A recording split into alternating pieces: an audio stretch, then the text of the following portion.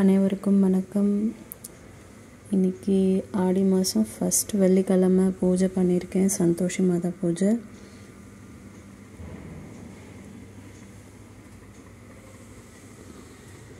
சந்தோஷி மாதா photo first நல்லா துடைச்சி மஞ்சள் குங்குமம் வச்சு பூவெல்லாம் வச்சுருக்கேன்.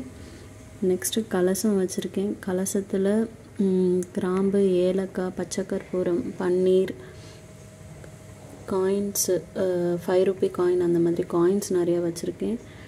வெத்தலை வச்சு தேங்காய் ஃபுல்லாக நாரோடு இருக்கிற தேங்காவை வச்சு ப்ளவுஸ் பிட் வச்சுருக்கேன். கலசத்துக்கு பூ வச்சு பக்கத்தில் இன்னொரு கலசம் வச்சுருக்கேன். விநாயகருக்கு ஃபஸ்ட்டு பூஜை பண்ணணும். நெக்ஸ்ட்டு மஞ்சள் பிள்ளையார் பிடிச்சிருக்கேன். மஞ்சள் பிள்ளையார் பிடிச்சி கலசம் வாழையில போட்டு பச்சரிசி வச்சு பூஜை பண்ணியிருக்கேன். நெக்ஸ்ட்டு நெய்வேத்தியம் பார்த்திங்கன்னா பால், அதுக்கப்புறம் வாழைப்பழம், ஏலக்காய், வெல்லம் போட்டிருக்கேன். நெக்ஸ்ட்டு ரவை இருக்குது. ரவையில் நெய், முந்திரி, ஏலக்காய் போட்டு நெய்வேத்தியமாக வச்சுருக்கேன். 5 வெத்தலையில் வாழைப்பழம், வெல்லம், வேர்க்கடலை 5 பாகமாக வச்சுருக்கேன். இது ஒன்று பசுமாட்டுக்கு கொடுக்கணும், இன்னொன்று பிராமினுக்கு கொடுக்கணும், இன்னொன்று விரதம் இருக்கிறவங்க. இப்போ நான் விரதம் இருக்கிறேன்னா நான் சாப்பிடணும். நெக்ஸ்ட்டு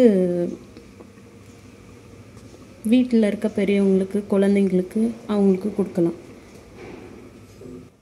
சந்தோஷி மாதா பூஜை பண்ணுறப்போ எந்த விதமான புளிப்பும் நம்ம எடுத்துக்கக்கூடாது. வெள்ளிக்கிழமை தான் பூஜை பண்ணணும். அதே மாதிரி 7 வாரமும் பூஜை பண்ணணும். 7 வாரமும் இதே தேங்காவை தான் யூஸ் பண்ணணும். வேறு தேங்காய் மாற்றக்கூடாது. பூஜை முடிஞ்சதுக்கப்புறம் நம்ம இந்த தேங்காவை கோவிலில் அர்ச்சனை பண்ணுறதுக்கு யூஸ் பண்ணிக்கலாம்.